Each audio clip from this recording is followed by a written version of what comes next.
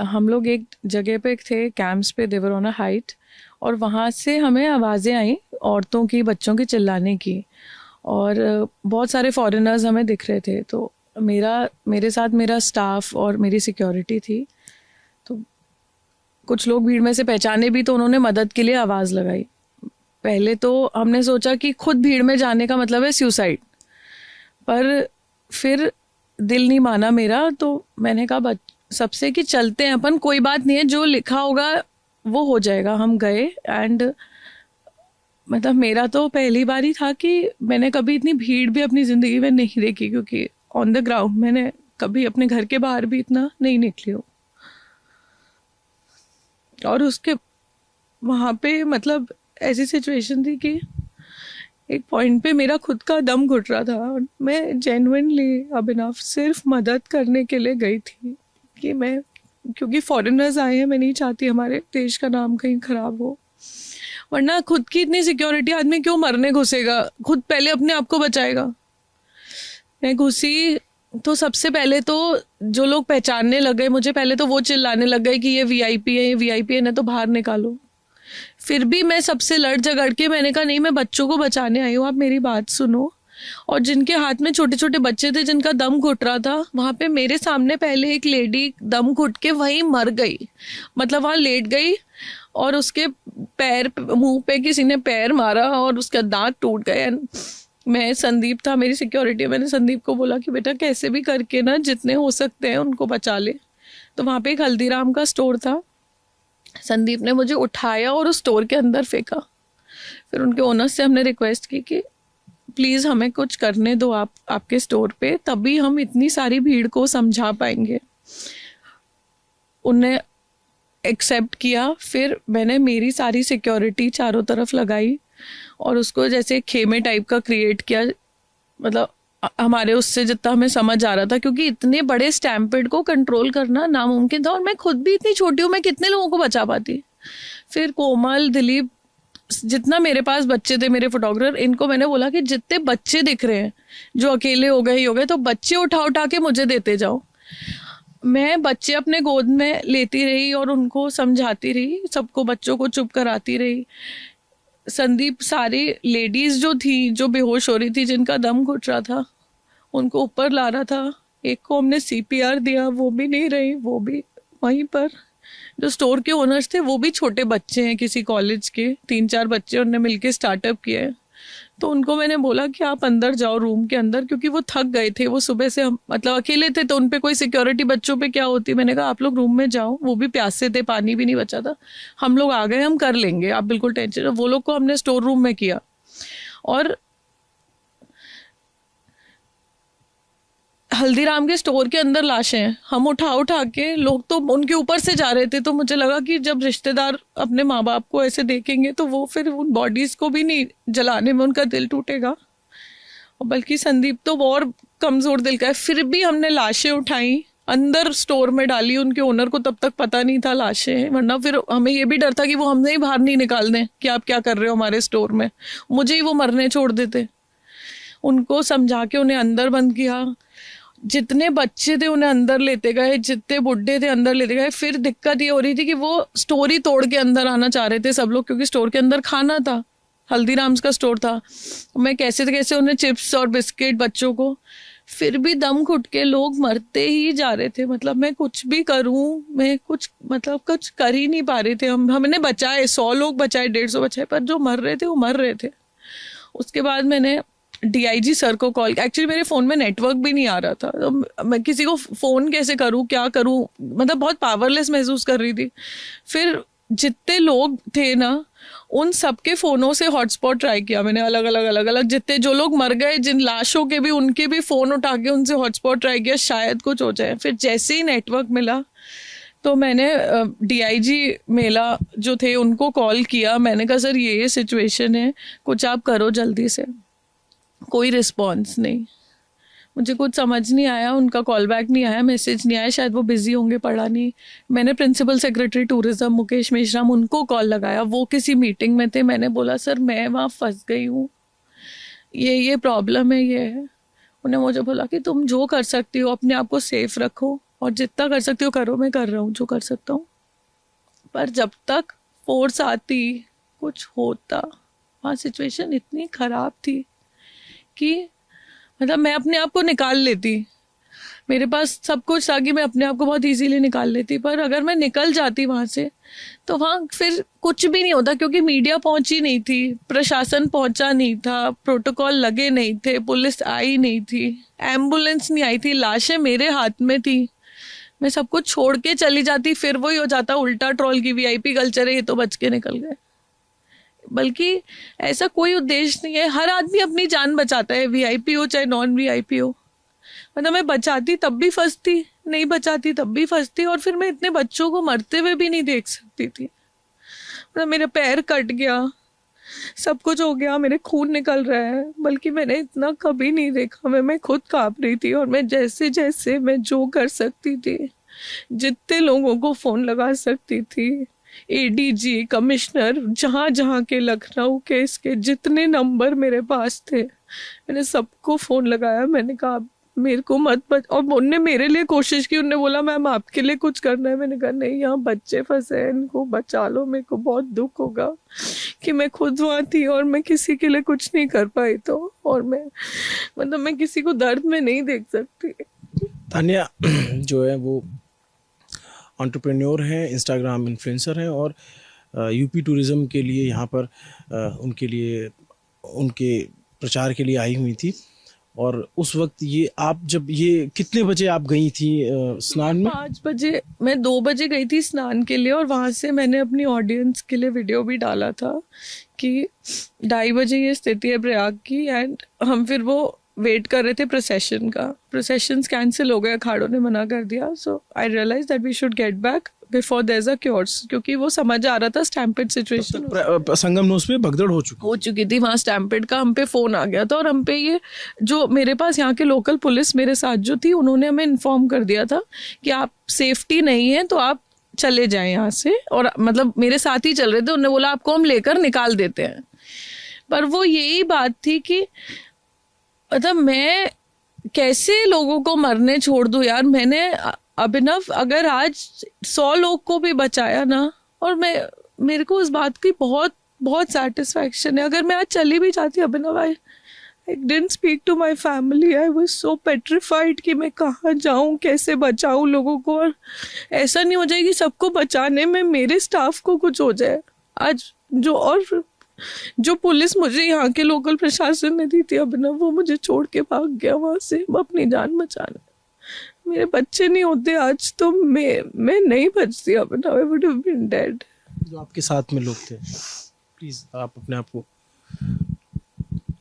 मैं इसीलिए किसी मीडिया से बात नहीं कर रही, क्योंकि ये सबके लिए होगा कि सोशल मीडिया और रील या उसके लिए, नहीं अभिनव मेरे स्टाफ को भी कुछ होता। या आज वो जो बच्चे रो रहे थे जिनके मम्मी, मैं अभिनव सुबह 5 बजे पहुंची थी, शाम को 4 बजे तक एक एक बच्चा उसकी मम्मी को लौटा के आई हूँ। किसी पे तब तक कोई मीडिया नहीं आया, 10 घंटे कोई नहीं आया, कोई पुलिस नहीं आई, कुछ नहीं आया। बाद में कैसे आए? प्रोटोकॉल टूटा ही ना, यहाँ तो बंद है ना सब, तब नहीं टूटा ना प्रोटोकॉल। एक ब्रिज खोला जा सकता था ना, लोग मर रहे थे, सब बंद था, वही मरते जा रहे थे सब। कोई एक आदमी ये नहीं समझ रहा कि मतलब कितनी कीमती होती है एक जान उसके परिवार के लिए। और वो बच्चे अब ना मेरी गोदी में इतने छोटे छोटे बच्चे थे, वो मेरे को पकड़े प्यास से, अब ना प्यास से मर गए यार। 2 लेडीज प्यास से मर गई, पानी मांगती रही, मैं पानी नहीं दे पाई। फिर मुझे इतनी तेज गुस्सा आया, मैं चिल्लाई संदीप पानी कहीं से भी ला, तू संगम का ला। तो वो दुबई की एक ग्रुप था, अफ्रीका का एक ग्रुप था, वो लोग अपना पानी भर के ले जा रहे थे, भाग रहे थे। उनको पकड़ा हमने, उन्होंने बोला वील सेव यू। हम उन्हें अंदर लेकर आए क्योंकि वो घबरा रहे थे, चिल्ला रहे थे, वीडियोस बना रहे थे। और उन पे जो संगम का पानी था उसमें रेत भरी थी, फिर भी मैंने उस पानी से जान बचाई। कोमल ने सीपीआर दिया स्टाफ को, वहाँ के लोगों को, और उनको संगम का पानी पिला आज संगम की एक एक बूंद से हमने जाने 200-250 पानी छोड़ रहे थे हम हवा में कि जिसके मुंह में चले जाए, दम घुट के बीच में नहीं मरे। कुछ लाशें तो उसके अंदर ही मर के ही लोग ऐसे ही गिर गए थे, कोई उठा ही नहीं रहा था, कौन हाथ लगाएगा? मैंने भी कभी लाश, मैं कभी किसी उठावनी में नहीं गई अपनी जिंदगी में यार। हमारे यहाँ नहीं जाते, कुंवारी लड़कियां कभी उठावनी इन चीजों में नहीं जाती। मैंने कभी लाश ये सब देखा ही नहीं था। फिर भी मुझे लगा कि एज अ ह्यूमन मैं यहाँ से अगर आज चली गई अपने आप को बचा के, तो इन लोगों के लिए कोई नहीं आएगा। जब तक मैं वहां खड़ी हूँ, सबको पता है कि ये मीडिया में रिपोर्ट होएगा, लोगों को आना पड़ेगा, जबरदस्ती लोगों को आना पड़ेगा। सब आए, सब कुछ हुआ, आखिर तक हर चीज हुई, एम्बुलेंस आई। और पूरे अभिनव में, I swear on my mother, जितने बच्चे अंदर मैंने लिए थे सबके मम्मी पापा को ढूंढा, चाहे वो 2 घंटे बाद आए, 3 घंटे। मैं 4 बजे तक यही, मैं पिछले 30 घंटे से यही कपड़े पहनी हूँ, चेंज नहीं किया मैंने। मैं वहीं से अभी आई हूँ 2-3 घंटे पहले फ्री होके, और फिर अपना मुंह ढक के अकेले वहां से पैदल 6 किलोमीटर चल के आई। ये जब आप वहां पे पहुंची तो वहां तब तक भगदड़ मच चुकी थी, और प्रशासन या बाकी लोग वहां पे कोई था? कोई नहीं, वो दुकान वाले बच्चे बेचारे अकेले कर रहे थे, कोई नहीं था, कोई नहीं था। तब हमने उनको, जब मैं पहुंची, वो छोटे छोटे बच्चे कॉलेज के किसी, मैंने उनको बोला तुम लोग रिलैक्स करो, मैं संभाल लूंगी, वील टेक ओवर, क्योंकि उनकी भी जान बचानी जरूरी थी। लोग उनकी दुकान तोड़ देते छोटे बच्चों की। जब मैं वहाँ पे था, उनसे बात कर रहा था, बातचीत के क्रम में बाद में उन्होंने बताया कि आप वहाँ पे थी, और फिर मैंने आपका वीडियो देखा था, तो मुझे लगा कि आपसे बात करनी चाहिए। फिर जब आप लोग वहाँ पे, जैसे प्रशासन, एम्बुलेंस, ये सब कुछ कब पहुँचा, मतलब कितने बजे पहुँचा? जब 2:30 बजे, जब मैंने राजीव सर को कॉल किया, मैसेज किया, 6 घंटे बाद। 6 घंटे तक सब वहीं? 6 घंटे हो गए थे संदीप। मैंने आपको स्क्रीनशॉट चैट भेजा है भाई, मैं आपको व्हाट्सएप कर रही हूँ। मैंने डीआईजी सर को मैसेज किया 2:30 बजे, तब उनके पास इन्फॉर्मेशन पहुंची, तब उनने तुरंत भेजा एम्बुलेंस वगैरह। वो भी तुरंत का मतलब हुआ 1 घंटा, क्योंकि रोड्स ब्लॉक थी, भेज नहीं पा रहे, जो भी समस्या है। 6 घंटे मैंने अकेले फाइट किया, आई स्टैंड फॉर इट। वहां जो लोग हैं यार, वो मेरे पैर छूने आ रहे हैं कि कैसे आपने उनके बच्चे ढूंढ दिए, उन्हें बचा लिया। 6 घंटे अकेले अपनी दम पे फाइट किया, बिना खाए पिए, बिना अपनी जान की परवाह किए, क्योंकि लोग तो मुझे ही बाहर खींचने पे तो लेते कि ये वीआईपी, इन्हें पहले मारो। ये नहीं किसी ने देखा कि वीआईपी होने के बाद ये अंदर घुस के सबकी मदद कर रही है। वहां पे कैजुअलिटी बड़ी संख्या में हुई है, कैजुअलिटीज तो काफी हुई है, कोई रिपोर्ट करे नहीं करे। और घायलों को फिर कैसे अस्पताल पहुंचाया गया? सर ने हेल्प की, मैंने सबको फोन किया, ADG sir, Bhushan sir, Rajiv sir, Mukesh Meshram sir. वो तो जैसे ही मेरे को नेटवर्क मिला, मैंने जितने नंबर थे मेरे पे सब डायल कर दिए, एक नंबर नहीं जो अपने परिवार को छोड़ के। बल्कि मुझे लग रहा था काश घर पे बात हो जाए एक बार, क्योंकि किसी को पड़ी तो है नहीं। जहाँ इतने मरे, एक आध और मर जाएगा, मैं भी चल बसूंगी कल। आज ही तो फिर पता चला कौन आ रहा है मेरे लिए। आप में से भी कौन आता? सब ये रिपोर्ट करते कि वो वीआईपी थी, रील बनाने गई थी, मर गई। हर आदमी अपना परसेप्शन दे देता है, रील बनाने जा रहे हैं, ये करने जा रहे हैं। ऐसा नहीं होता यार, सबका अपना काम होता है। We should respect that. ये मेरा काम है रील बनाना, it is not a bad job. मुझे जो आता है, मैं इतनी पढ़ी लिखी नहीं हूँ, 12th पास लड़की हूँ, मुझे रील बनाना आता है, मैं वो बना रही हूँ। प्रेस वाले भी तो रील बनाने ही जाते हैं, उनको हम कहते हैं प्रेस वाले क्यों कर रहे हैं। टीवी थी पुलिस की, जिनको हमने ही रेस्क्यू किया भीड़ में से।